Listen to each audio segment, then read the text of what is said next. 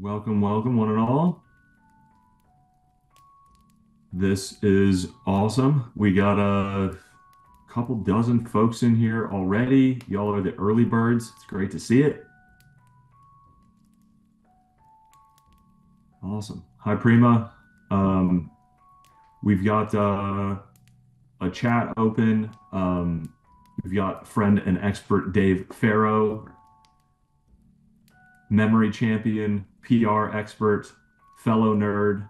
Um, we got a lot of stuff to dive into. Um, we've got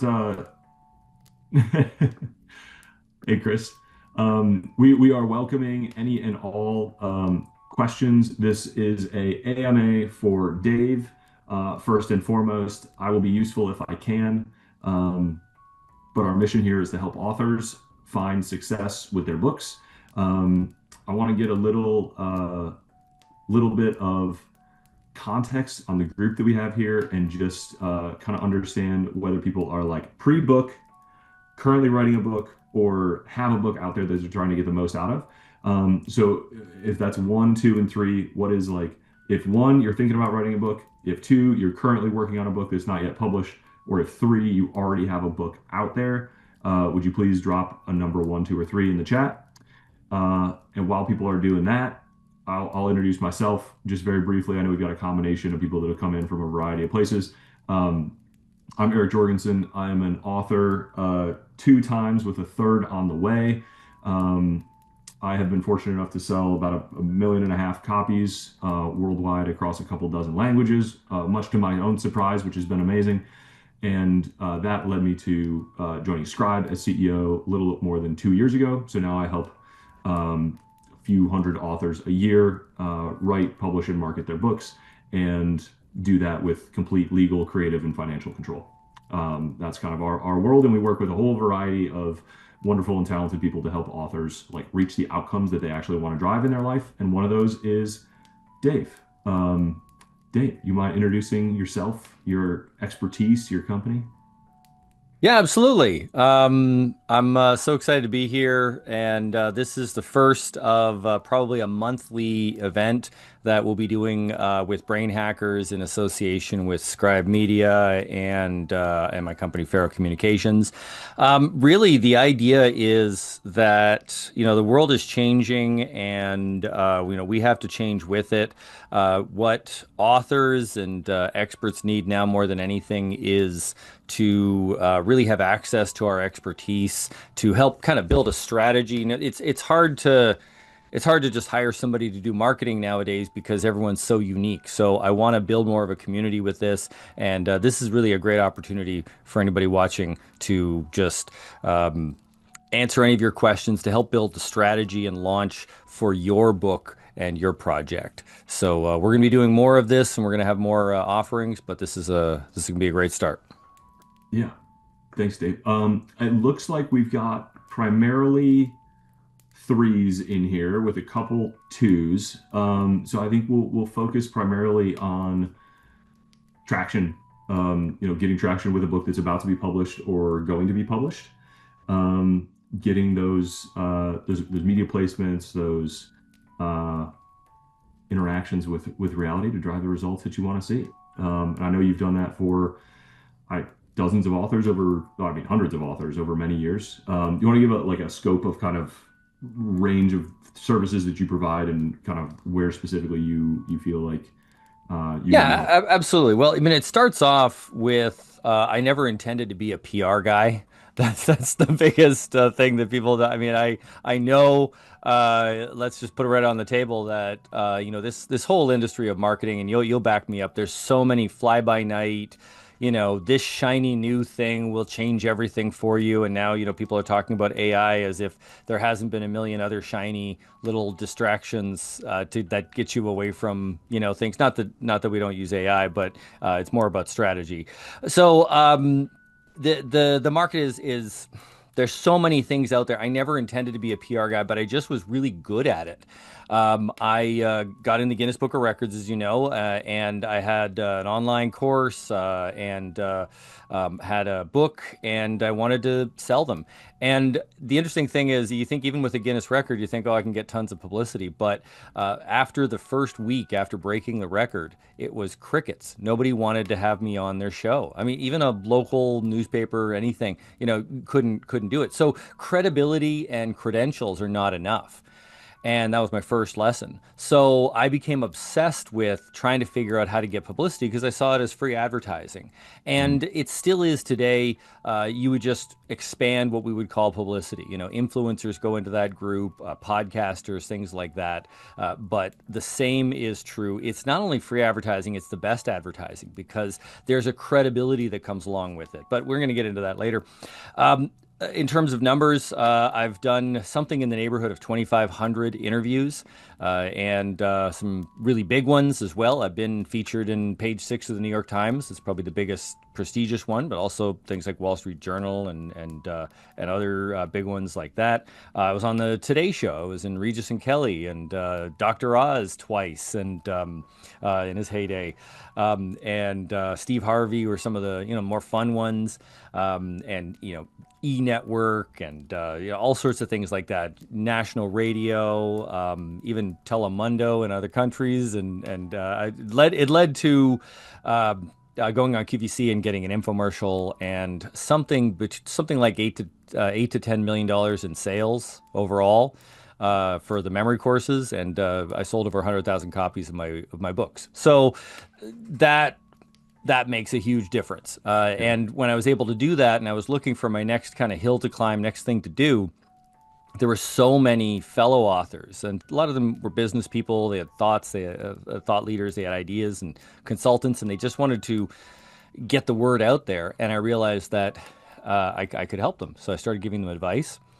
I hated coaching because people wouldn't do what I would tell them to do, and they weren't able to do it the way I could do it. So I hired people and developed Farrow Communications, and that was going on 12 years ago now.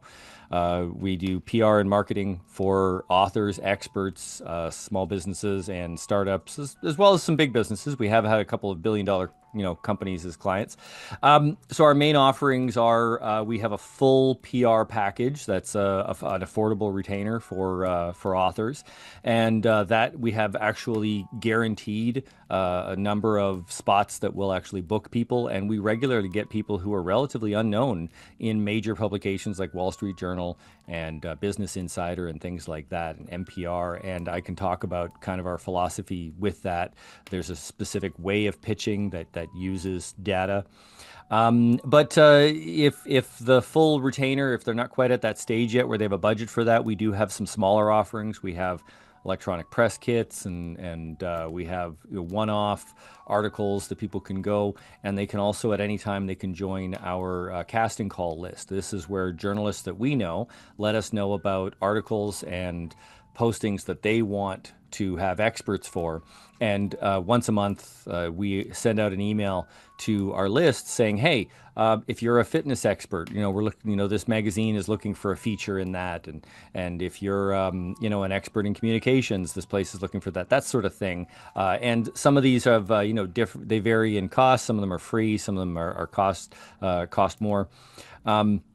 And also we have Brain Hackers, where we're trying to build a community online where experts can go on there. They can get a free profile to promote themselves, and they can write articles as well. So that's kind of a smattering, and we're going to get into some more of the details of some of the stuff we offer. But ultimately, it's essentially people like me who are a thought leader in some particular area. My area was memory and the brain.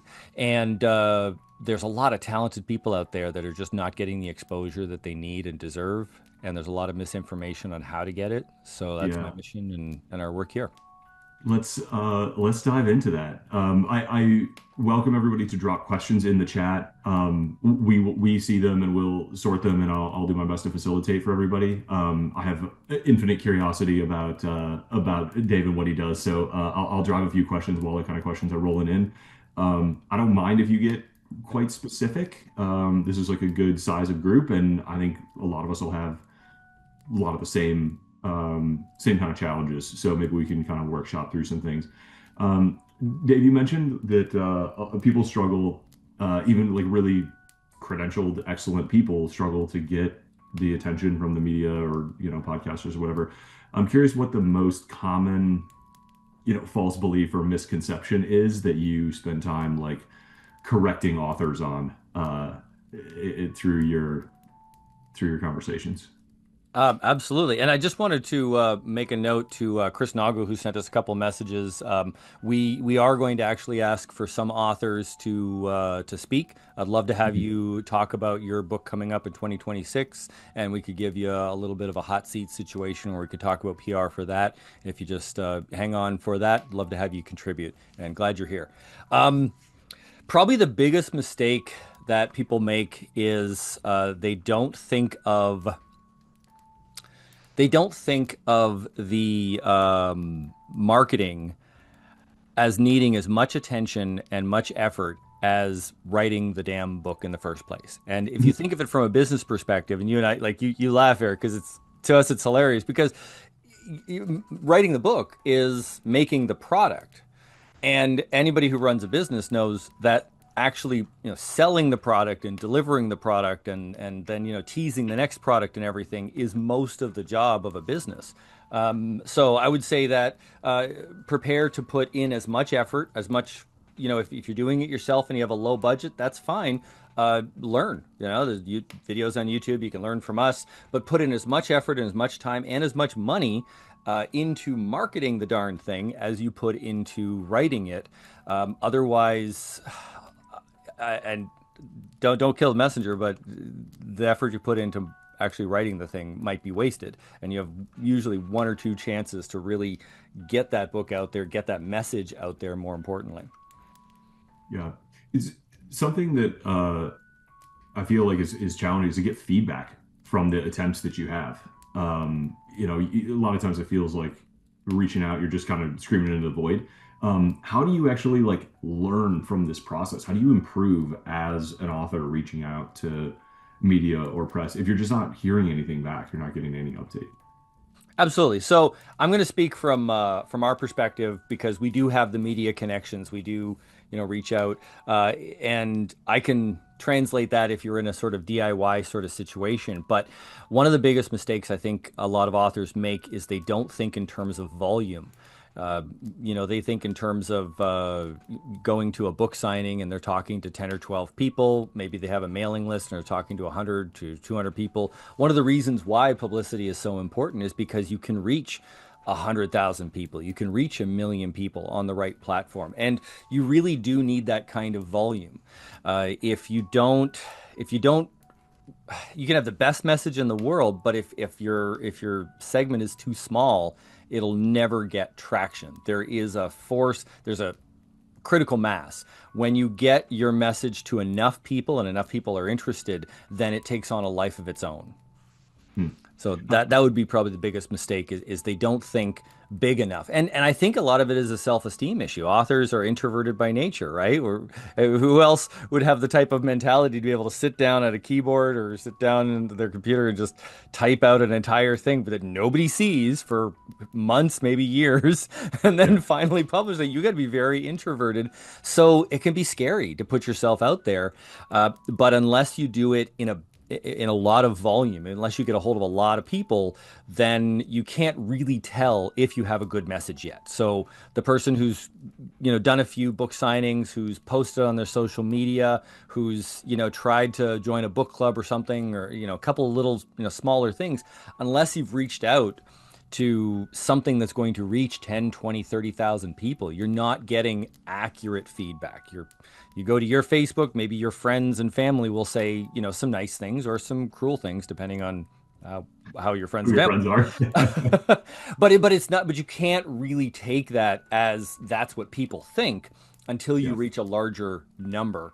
And then you can take that feedback. One of the things we do with our clients is we offer it like it's we offer this PR service as a feedback loop, and it Mm, replaces a lot of the the group survey marketing that people do. You know, big companies will run surveys and have interviewing groups of people using their product all the time, and we tell them that every single one of the media outlets that we contact is a thought leader, and they have their finger on the pulse of what maybe 100,000 to 1 million people want.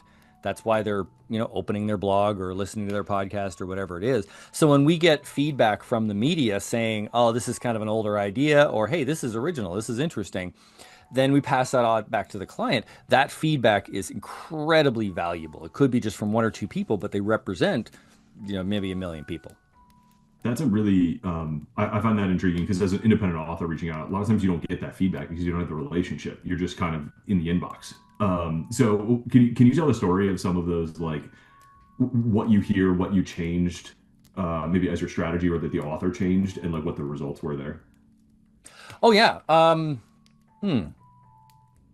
Okay. I'll tell you one good friend of ours, Greg Reed. He was a client, and he is a motivational speaker. And when I say motivational speaker, a lot of people are like, cheesy, guy. And yeah, he's all of that. He's super cheesy and in your face and everything, and totally authentic and awesome. By the way, but when we're trying to go to the media is incredibly cynical all the time. So we were talking about his book Wealth Hacks. Obviously that sounds like a little bit of an infomercial already there, so they want to direct you to the advertising department. So I read his book. I read all of my clients' books. Being a speed reader helps. And in one of his chapters later on, he was talking about how he interviewed a bunch of very wealthy people, and they kept on saying how people have lost their fortunes by following their dreams. And at some point, you do have to follow the money, and maybe that doesn't mean following your dreams. And I was like, that's the hook. So the lesson is maybe go counterintuitive when you're pitching the media. In this case, it worked really well because we did a pitch that said, "Hey, a motivational speaker says don't follow your dreams." That was the hook, Yeah. right? And like just like that smile that resonates. It was like, oh my God, So it tapped into perfectly into the cynicism and the just the cynical nature of media itself. And we got him Business Insider, Forbes Inc. I think we got him on KUSI, the local CW station, another station in San Diego, and I have to look up. I think it was like Wall Street Journal or something big like that too, and a bunch of other smaller stuff, podcasts and stuff like that. But that's really the power of looking for that kind of feedback. We knew from hearing back from the media over and over, if you just say something that's like super motivational, Tony Robbins type feel, it's just going to come across as cringe. Yeah. It's an interesting mix of like, on the one hand, media loves stuff that's tried and true. They want to know that it's going to resonate with their audience. On the other hand, they're trying to stay fresh. They're trying to stay original. Like, how do you know when to be like, hey, this is in your wheelhouse. Like, this message works. Somebody always wants to know the new diet or the new like, a hero's journey overcoming the odds story. Mhm. Versus when to be like, we've got to go counter narrative here. Like, we're not getting traction with, what we might have expected as a normal message that this author is using. Yeah, so I think that's a really good point about and I want to reiterate to everybody, I do see your messages coming in, guys. We are going to get to questions that are coming in Yeah. as we go through. So we got a few, and I appreciate all of that.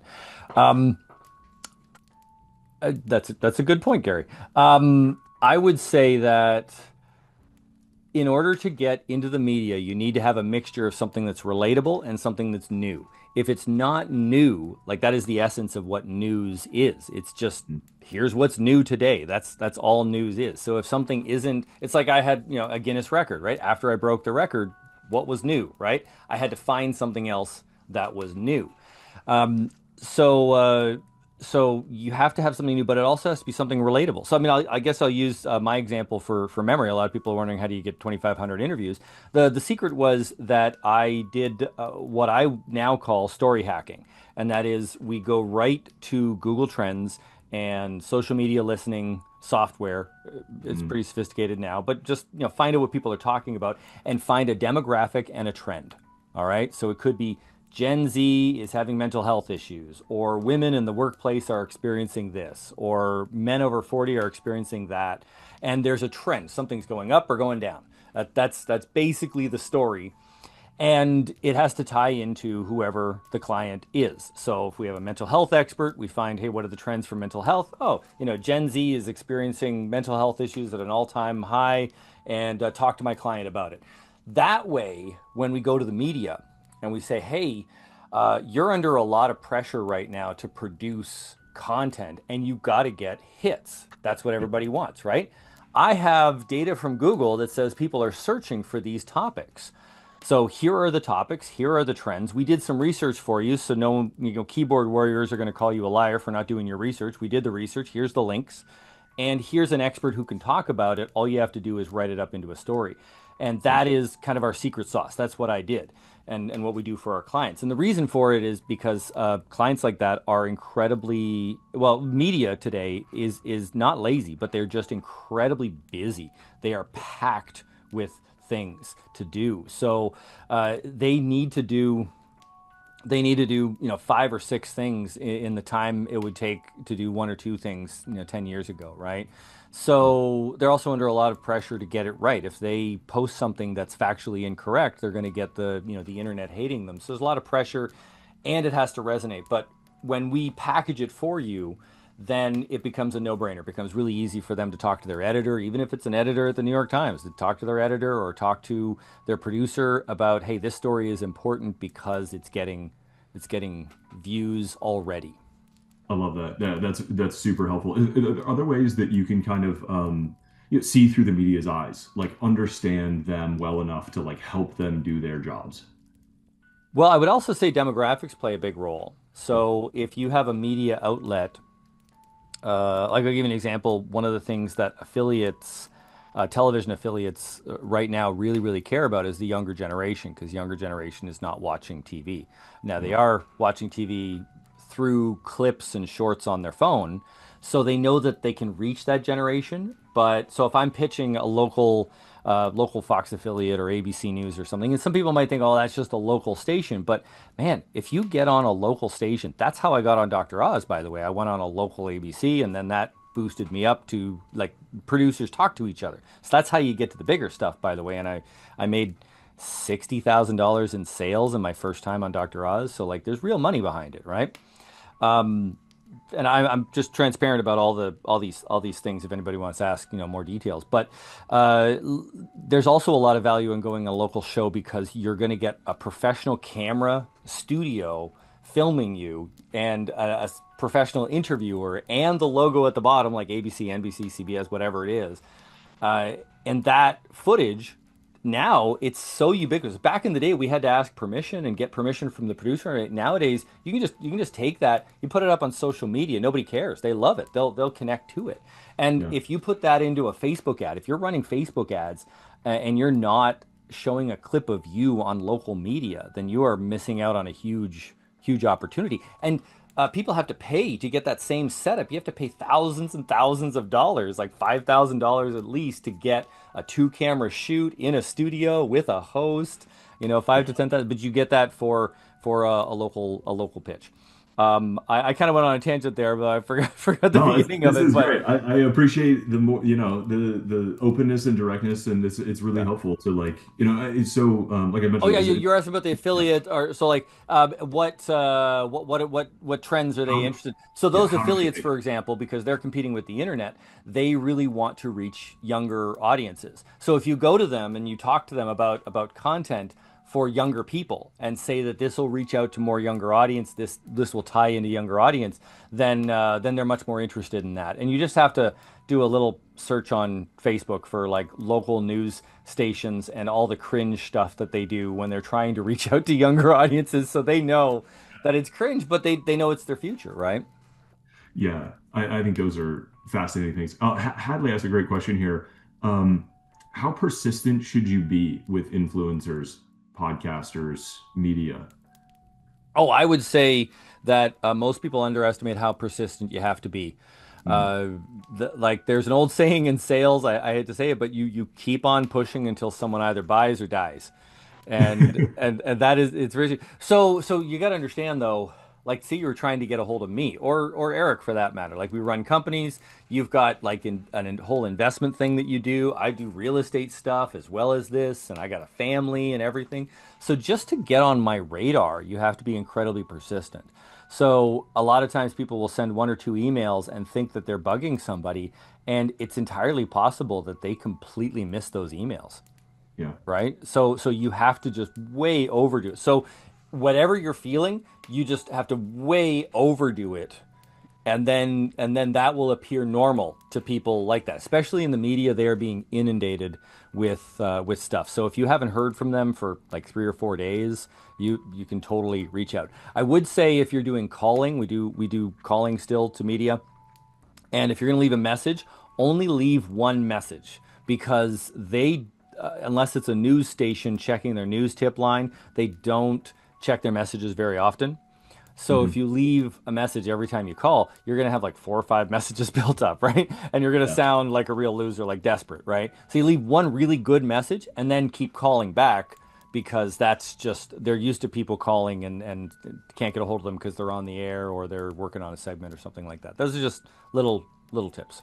Yeah, it sometimes feels like the first test is just persistence. Like, are you willing to keep following up? How strongly do you believe? How much effort are you willing to put forward? Or Yep. are you just willing to have the get lucky enough that you're, in the top 10 emails when they look at their inbox? Like it may Yeah. be a, Well, and I would say, yeah, that is probably the biggest difference between like you're in my mindset because we've been doing this for years, and somebody who's just getting into it because we were taught growing up to be polite. You know, yeah. you don't speak without being spoken to. Well, if you're in an interview, interrupting is one of the best things you can do because you Mm. take the burden of the viewer onto you, right? You be polite. You don't, if somebody doesn't answer your email, you don't bug them. Maybe you reach out to them like 2 weeks later. You and I, you can contact every couple of days until they finally say, "Hey, leave me alone." And generally speaking, you're not overdoing it. It is very, very rare to get somebody mad that you contacted them too much. And even in that, sometimes we book because of that. Like we'll get a message from the media, and they'll say something like, okay, stop messaging me. I get it. I just haven't been able to get to this. Can you do Friday? Can we do the interview on Friday? Like just Yeah. even if they're exasperated, you still got the gig. You booked the thing. So I would say be incredibly persistent. Whatever you can imagine is the absolute worst, most intense salesperson that bugs again and again and again. If you're contacting the media, just double that, and that is Wow. normal to the media. Wow. Okay. That Yeah. is very helpful. And it's actually, I imagine for a lot of authors that have a hard time overcoming that, or who that's just like a burdensome thing to do. Like it's time consuming. Like a lot of what they hire a PR professional to do is just like be that like outsource the persistence and the social discomfort of reaching out that many times to somebody that knows that that's just normal and you've just got to keep knocking on that door until it opens. Yeah, absolutely. I mean, that's one of the reasons why PR can be costly, although we try to, make it affordable for people. But it does take skilled people contacting again and again and again to get through.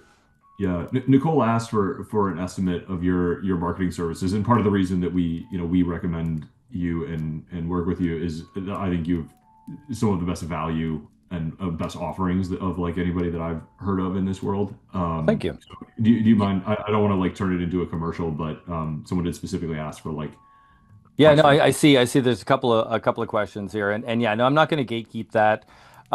Just know that we have several tiers. So, like I said, there are PR offerings we can get you that are free. Like, Brain Hackers, we can get you your first article for free on there. And there's a couple of other, podcasters that we know and stuff that are looking for people that we do share with our lists. So if you go to brainhackers.com and go down to the bottom and click on the casting call link, you can join that mailing list and you'll get access to those. And then, of course, there are other ones that are, $300, $400, 1,500, something like that per item.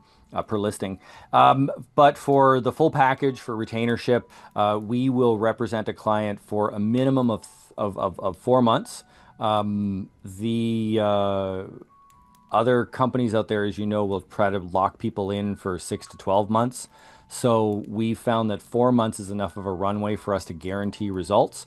And instead of 4 or 5 thousand a month, like a lot of PR offerings, we're at 3,300, and we've tried to keep our prices low or affordable, I should say, for the clients. And with that, they get the pitching, the EPK representation, and then on top of that, they get media training, and they're all prepared. And we do some web development, even making their press page and everything too. So it's a Yeah. full service. Creating a press kit, and there's a guarantee around that too of some number of placements, which is also rare in the PR world. Yeah, yeah, we actually guarantee organic placements. These are not pay per play. So these are literally convincing media to post you. And very often if we can get your topic going really well, we can far exceed these minimums. But if we have a pitch that doesn't do well at all, we will actually do another pitch at no extra charge. So it's like working for an extra month for free. Nice. Rick's gotten asked, and I know we've got a few other authors kind of in this book, but when it comes to marketing a memoir, how do these rules apply or change? That's really interesting. I would like people to think of their book not as the literary category that they're in, whether it is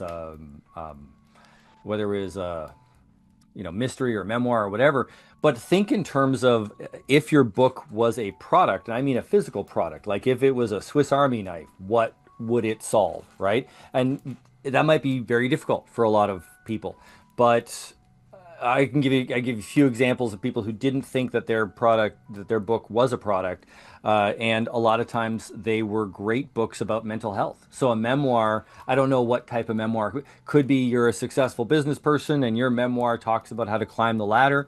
Well, that is a self-help strategy for anybody who wants to be successful, right? So that's the tool. That is the Swiss Army knife for you. Maybe your memoir is about PTSD and dealing with trauma and issues and things like that. And maybe that because of that you might not think that you have much to offer. And who wants to read this? It's just about me. But there are people out there who have felt that trauma, who have been in those shoes, and reading it could be very healing to them. So then your book is a therapist, or I don't want to say it replaces a therapist, but it is something that helps that. So your memoir, don't think in terms of is it a memoir or not, and how can I sell a memoir? Think in terms of what problem does it solve, what group does it speak to, and yeah, if you think in terms of solving problems, then it completely changes. We have one client who has a mystery book, but the book is entirely about AI, or at least all our pitches were about AI because they're an expert in AI. But the mystery book was this detective that had a little AI chip that he talks to help solve crimes, right? So it was a mystery book, but it was it was an AI expertise. And that goes back to your sort of see through the media's eyes. What is the public talking about? What are the current trends? How do we form Yeah. this author, this message? And it is interesting to see sort of the stair steps up, right? Like, hearing the big shifts in your business, your outcome, your book sales are going to come from doing bigger press, but you're going to get bigger placements by doing smaller placements. And that's an interesting, like a Well, you useful. also have to get good too. There are a number of times where we'll hear from media, and they really like somebody, but you can kind of tell in the subtext that they're not sure if they're good on camera, right? So then we book a small, let's say a Zoom interview or something, even a Zoom podcast or something like that, and then we can send them a copy of that, and they're like, oh, they were great on camera. Of course, I coach them in what to say. We do a whole thing where I train people. I've got a course called Nail the Interview if anybody wants to learn how to be better on interviews. And then, when they nail that, then the bigger outlets are interested. So, yeah, you do have to put yourself in the shoes of the media. What are they worried about? They don't want to put you up there and then you freeze, right? How much can people improve at that? I think some people tend to have like a little bit of a static mindset about like I'm good or I'm not good at this or I'm not cut out for PR. Like, have you seen people get like massively better on camera or in Oh, interview? absolutely, absolutely. I'll give a couple of my media training advices. First off, um, there is an arc that every new guest goes through where they start overthinking all of their messages and speaking every possible kind of whether it's sales pitch or line or something, and then what I do is I try to cut out as much that's not necessary as possible. Just trim it down, trim it down, trim it down, and focus on stories. Stories sell, information informs, but stories sell. That's the way it was taught to me by a mentor back in the day. So what that means is if you're one person was asking about personal development niche. If you are in the personal development niche, I had one client very recently. He's actually coming back on in a month. And he was wondering how he can talk about his content because if he just posted all of his strategies, I'm talking about personal development or a self-help guy has like step one, step two. This is my method.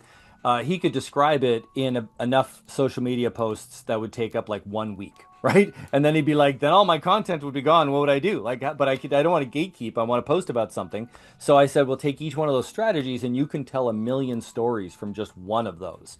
You can tell a million stories, not just as simple as before and after, like so and so was having a tough time, then they did my strategy and now they're doing better. No, but talk about what it was. And then you can kind of say that one strategy over and over and over again by telling the story about it. And we have absolutely had people go from very, very uncomfortable on camera, very uncomfortable to speak, to just sounding like a great orator.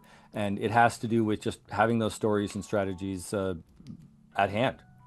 That's a really helpful shift actually for someone who feels like self-conscious or is just humble, right? Like you're not coming in there saying, "Here's how I know how to fix your life." What you're saying is like, "Here's a story of someone else who changed their life based on this idea." And Hmm. all I did was give them this idea, but they did the work and they're the hero and this is the journey that they went on and this is the outcome that they had. And by the way, don't you also dream of having that outcome? Like it's so much easier to, at least I find personally, right? Like I find it's so much easier to go shine a light on somebody else and tell their story than to like act like I have the solution to everybody's problems. Yeah, and absolutely. And honestly, if you come across as the person who always has the solution, then you actually lose credibility. Mm. We're getting a couple of questions here. I just wanted to Yeah, send a dive in. message to everybody. Farrowcommunications.com/offer. That's where you can book a one-on-one with me or my team if you want to go over like a personal, like a discovery call with us. So you can check that out, and I just put it into the chat. So, yeah, it's absolutely true that so many people, um, you know, they underestimate how important the power of a story really is. And they like some people who don't think they even have any stories to tell. And I'm like, well, who's the first person you taught this to? And I say, well, it's my grandmother, and she was going through this, and all of a sudden, they have a very compelling story. So Yeah. what I get people to do is a little exercise if you want to try this at home for homework, is take all your stories, the every point that you want to make, whether you want to say, hey, my strategies or whatever, or my story works for people who are over 55, or my stuff works for people who are teenagers, or whatever the demographic is, make one or two stories from those demographics, write it out. I even suggest use a pencil and paper. Oh my God, in today's day and age, there's something about getting physical that makes a big difference. So you write it out and write out every detail you can, and then cut out anything that you think is not necessary. And you can take one of these big stories and you can trim it down to just a few sentences, right? I mean, I'll give you want to hear one of the stories that worked really well for me. It still works well. It's a true story. I was diagnosed with ADHD and dyslexia when I was a kid, and everybody has ADD today, so you think that was no big deal. But I was really struggling. I had a test that was in computer science class, so it tells you how old I am. And I did 30% on the test. I was absolutely terrible. So I decided to learn memory techniques because I was reading some books about this and I became obsessed with it. And then the next test, I did 100%. And it came back, and the guy said that I had cheated. And I, Mm. I argued with him. I was like, what am I going to do? And that's when I realized that not only did I have to really train my brain to overcome these issues, but I had to also do it so well. I had to educate other people that I was actually doing something different because they would not let me out of that box. The next test, I got 100% and a detention. And I had to do the test again with my shoes off because I was like a lot of ADD kids. I was doodling on my shoes, And I had to do the test with my shoes off. My feet were cold, and I finished it. When you know memory techniques, you can write it out in like seconds. And I was like, oh, if I hand it in now, he's gonna think I cheated. So I was goofing around and I was looking at my shoes because I was cold, and I was just mumbling. And I realized he was looking at me, be doing this, looking at my shoes, going as if I was reading my shoes again. And that's where I got all the answers. And that led to yet another detention. But eventually I did convince people that I was doing something different and my grades improved. So like that's a story that I wrote out pages and pages and pages of stuff you don't want to hear. And I trimmed it down and trimmed it down and trimmed it down. And I'd say it's a pretty, it's a fun story. It's a funny story. And it Yeah, shows like a real every life sentence thing. is a beat, you know. Yeah. You've got kind of like ups and downs and twists and turns and the laughs and surprises and Yeah, actually, there's a good. I didn't come up with this, but the people at South Park, they do this exercise for all of their things. Every single point that you make has to either be because or therefore. All right. So because Cartman is fat, he does this, this, this, or something is going on, therefore it leads to this. So it's causation. This has to lead to this, has to lead to this. Too many people in their stories, they're just going to come up with a, oh, and by the way, I also was doing this at the time, and that just throws people out of the story. People want to see the causation, and that's why that story worked because I started off struggling. I did bad on a test. I learned something. Therefore, I did good on the test. Therefore, he thought I was cheating. Therefore, you know what I mean? And that, so if you can come up with a, and then the guy on YouTube, right? And then something yeah, happens. And then that led to this. That's where you get people really, really, really engaged. And the storytelling ability works far more than in PR too. yeah. I think it's like a 2-minute YouTube video of Trey Parker and Matt Stone doing this, teaching it at a course, and I think it's actually but and therefore. So it's either like one arrow back, so like one step forward and then Yeah, yeah, back, yeah. But or is a problem, or or therefore this leads to something. Yeah, like two a arrows but is like, forward. yeah, And so yeah, yeah. I mean, like you could say I passed the test, but he thought I was cheating. So right. one thing does the point is one thing leads to another, and if you don't think in terms of that causation, then stories are hard to follow. Yeah, yeah. It's a really that's a good structure and it's a really helpful kind of trick or hack for like the people that you see on doing really well on these interviews are like it's not like they just naturally like they've probably especially on like late shows and really polished stuff. I imagine they've told those stories hundreds and hundreds of times and they've actually scripted them and probably in some cases like practiced them at the really high levels of PR, right? Hmm. Yeah.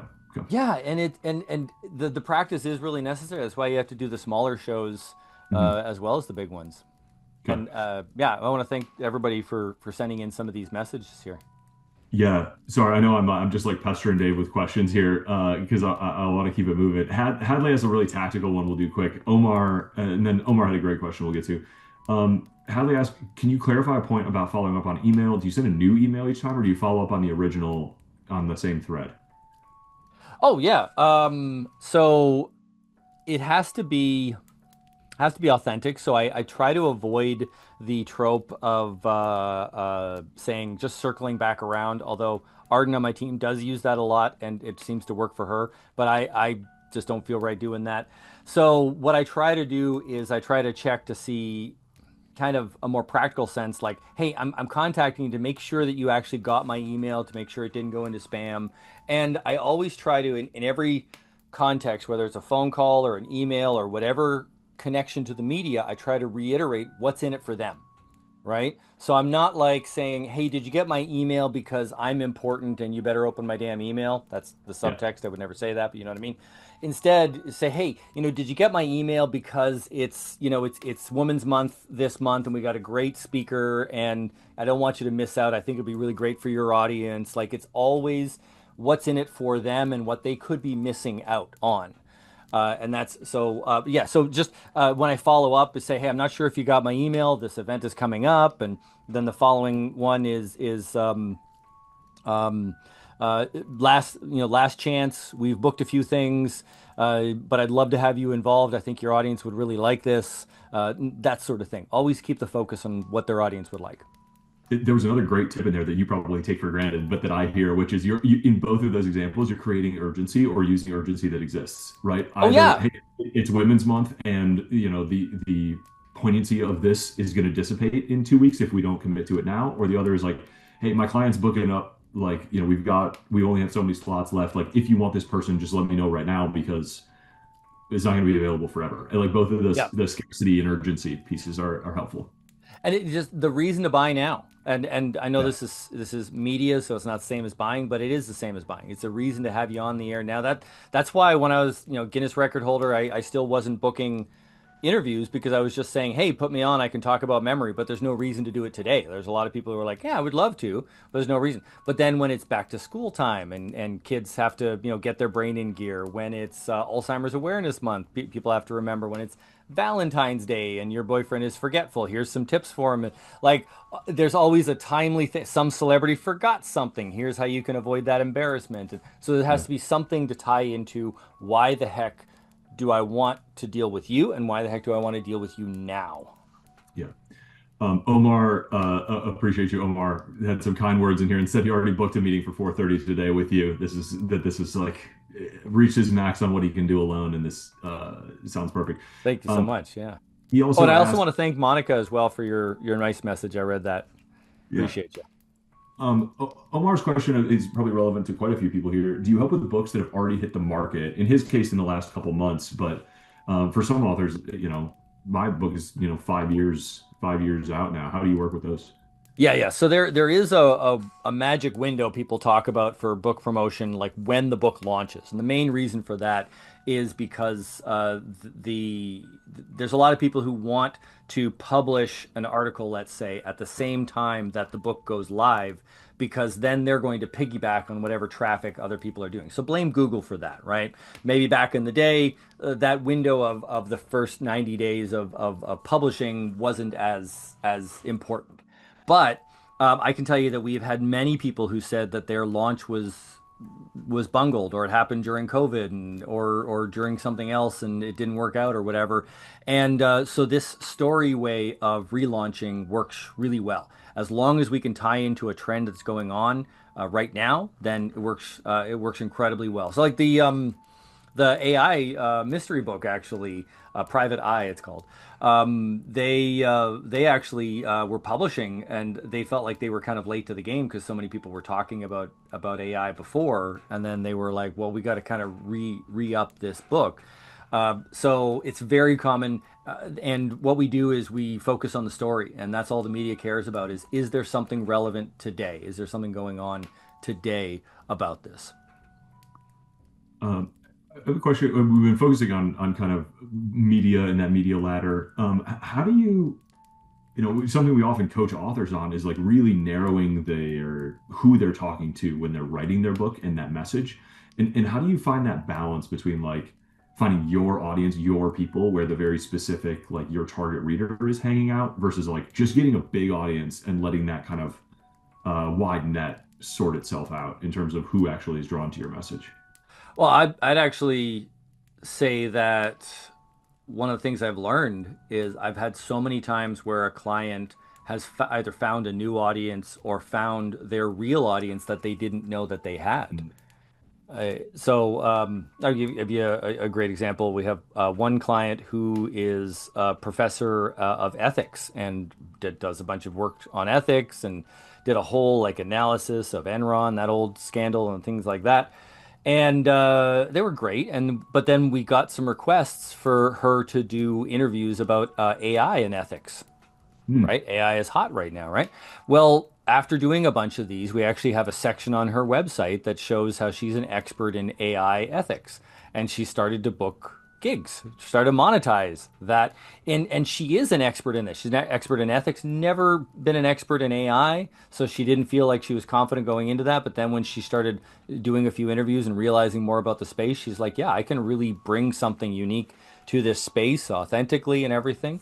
And so like that'd be a really good example of you don't know what audience you have, Mm. right? Until you start doing it. I mean, American Express used to be a delivery company, right? And then they started having a travel company, travel and delivery, and then they started offering traveler's checks, if anybody can remember those. And then they became so popular, they put it on in a card, and then they became a credit card. Yeah. Like there's so many examples of that. So I would say that a lot of authors might not even know their audience until they do kind of that big uh, catch-all.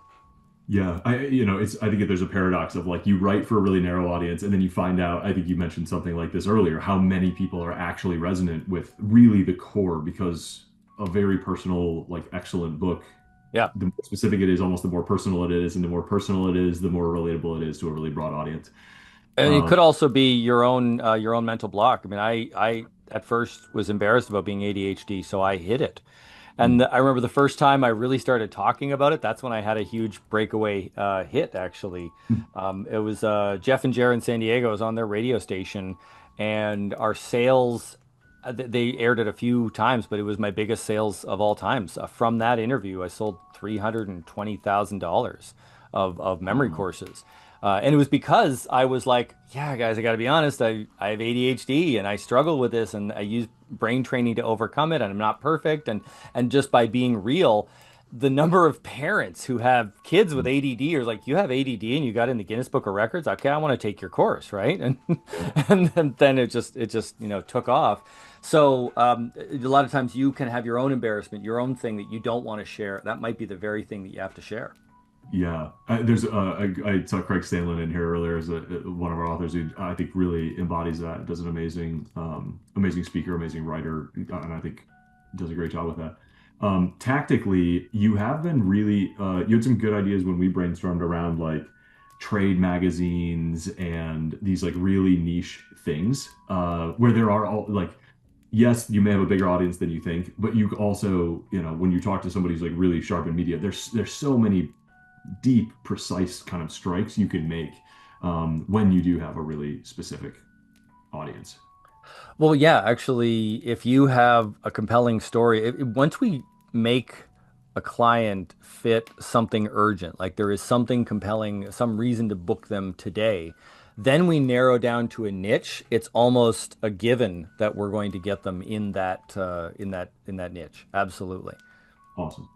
Um, we've got about 9 minutes left, guys. So if you got a question, don't hold back. We're gonna kind of rapid fire for the last few because I think there's some Well, I great want to ones. say one person asked about trying to build a brand before or while they're Yep. working on a book, Justine. And I would say that absolutely, we have a lot of clients that are not authors. They're speakers or they're just coaches, consultants. And I didn't even get into this, but getting PR is probably the number one thing you can do to help increase your monetization. It was a Harvard review that showed that websites that have logos from PR outlets like ABC or whatever, they will convert 48% more than websites without. And it's just the credibility. You can say whatever you want about yourself, but when the media says it about you, then it's real. So It also still drives, this is deep in the internet pipes, but it's still what drives SEO. It's still what drives Wikipedia. There's a lot of things that you're not eligible, like the content is not eligible to be entered into like the core canon of the internet and training data and stuff like that unless it's from media. And um, you know, absolutely, yeah. Yeah, powerful. I would agree with that. The SEO capabilities, there's a bunch of people who get us for SEO. That is very powerful. And all the old SEO tricks, they eventually get found out, like writing an article that goes on 1,000 different websites and stuff. We actually have somebody who's an expert in SEO for major companies that just hired us to do organic PR. So it's not passe by any means. It's the things you can't just buy a bunch of VAs to rewrite an article or with AI or something in post. You have to get it on an authentic, real web page, and they gatekeep that a lot. You have to be a real story. Steve asked a great question here. How do you track the success rate of your clients and what does the data show? Okay. We did an analysis of our clients, and we find that in our campaign timeline of about 4 months worth of stuff, we get typical is like between 15 and 25 publications. So we guarantee something like 12 to 22 or something like that. But we've pretty much, gone beyond those. And typically, and you can look actually at farrowcommunications.com, look in the menu, client results. You can actually click on individual clients if you want to boot around, find somebody like you. Typically, you're going to have two or three of those that are either big names or big audiences. So everything from ABC, Wall Street Journal, Business Insider, something like that, or the equivalent, like our fiction authors, NPR or something like that. And that would be a very, very successful run. When we do our campaign, our spotlight campaign for 4 months, every time we've done the numbers, we have gotten publicity that you wouldn't be able to buy for the same amount of money, and a lot of things you just can't buy. You can't pay your way into some of these outlets. And the other piece is Dave does a weekly email wrap up of like not just what the outcomes were, Oh but yeah. what the inputs were, which helps Steve. I know PR can feel like a black box sometimes. Yeah, yeah, we do a touch base email because that's the biggest complaint everybody had about PR is you give them like a bunch of money and then you don't hear from them until they're ready to book a show and then you're not prepared for the show. We do a touch base email every week saying what we did that week and what we're going to do the following week to hold us accountable. And the only delays we have is if a client doesn't approve something on time or delays us. And then before your first major interview that's live, at least, I will do one-on-one coaching and training to make you media ready. And a lot of times they're like email interviews, so you have time to answer them and everything. And we can come up with questions. But yeah, we make question sheets for you, send that off to hosts. So it's more like a play that the lines that are coming, so you know what to say, rather than just being afraid of being inundated with questions. That's a great way to be brought along. Rob Moon asked, how do you or can you assess the potential of a book and its ideas, and does that determine whether or not you sign up with you accept a client? I have a real free speech bent in my business, so there's only maybe two or three times I've actually said no to a client. We always like to take on the challenges. We might have to be flexible in how we align things in because it has to be something that the media is interested in. But we have literally had a client that was involved in insurance, the insurance doctor. So if we can sell insurance, we can sell whatever your stuff is.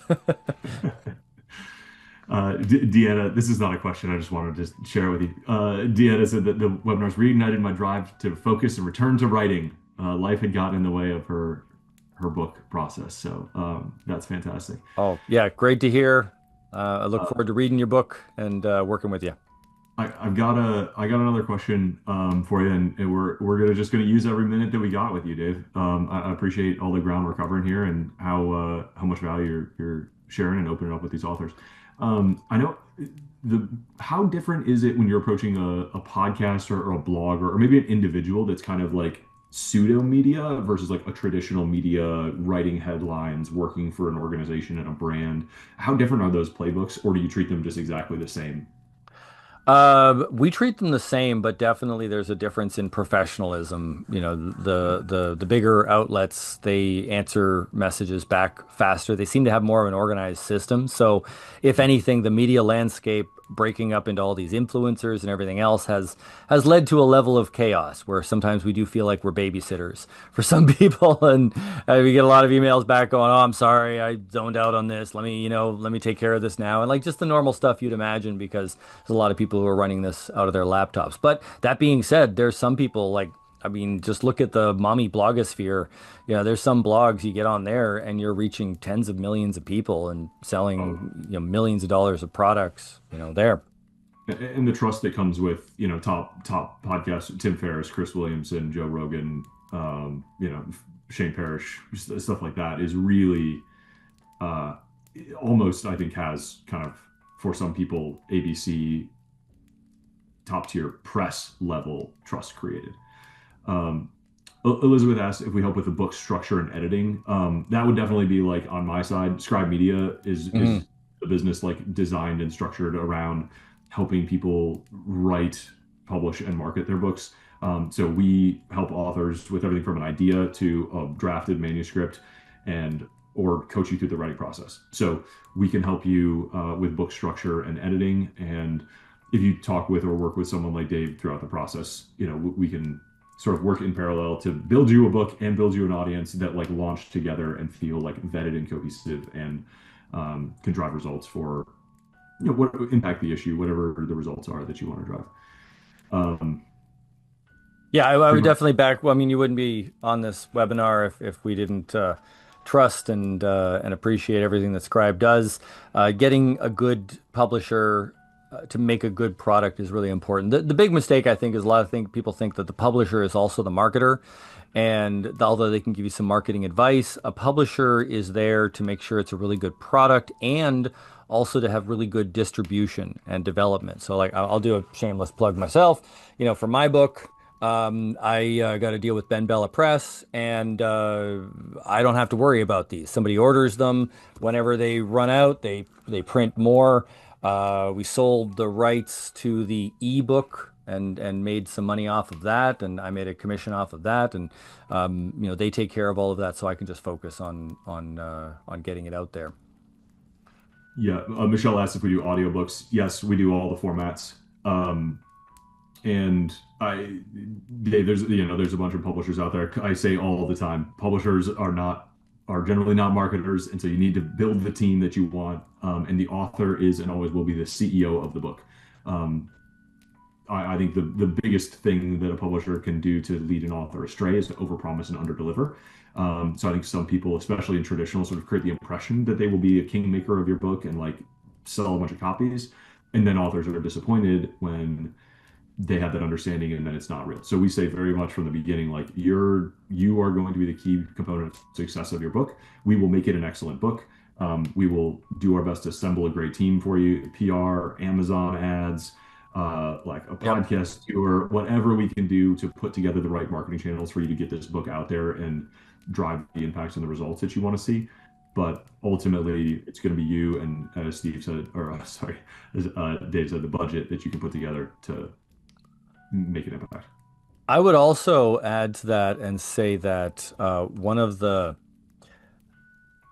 things people keep on saying is, I want to get PR to sell my books, but I would reverse that and say that you should use your book to get PR and further monetize because you are an expert. And actually, I promised to give Chris a little bit of a plug. Chris Nago, you still around there? We want He jumped off at the top of the hour, had another call.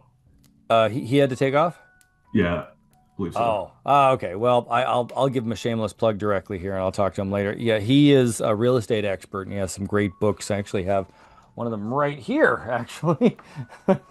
Um, and he the doesn't like his perspective and perspective of a lot of people in that ilk are it doesn't matter how many books you sell, we want to reach more of an audience. So one of the things that I recommended to him, and he's done really, really, really well with, is to take a lot of the points that he's made and put those into YouTube videos and other things, and don't be afraid to share a lot of your information.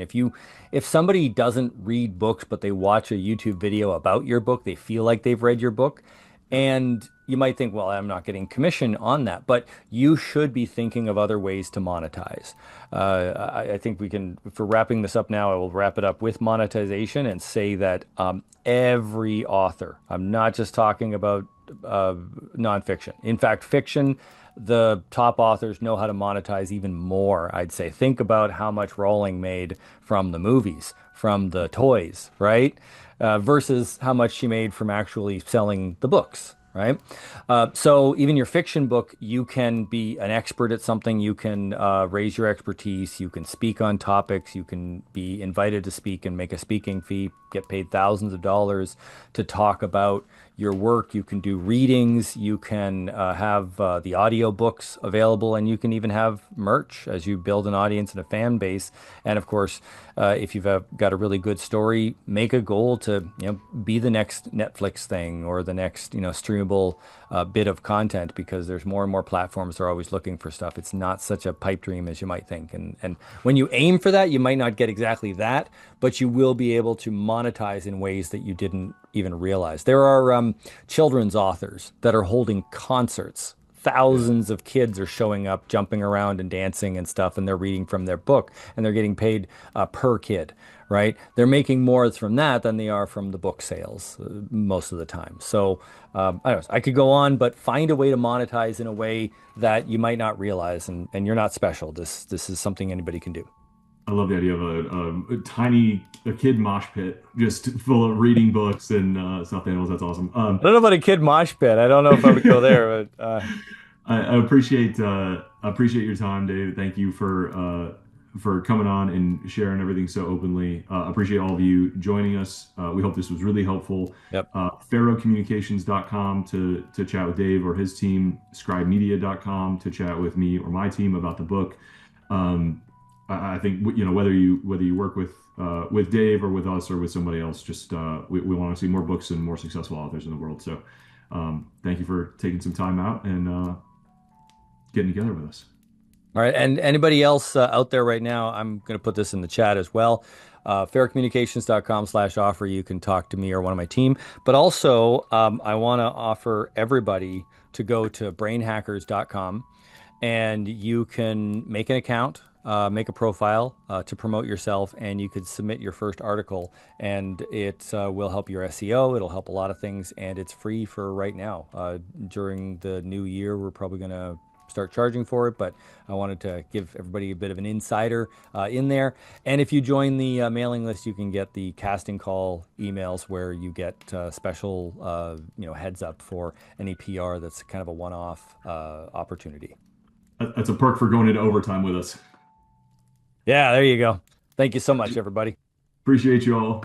Have a great one. Take care. Go sell some books.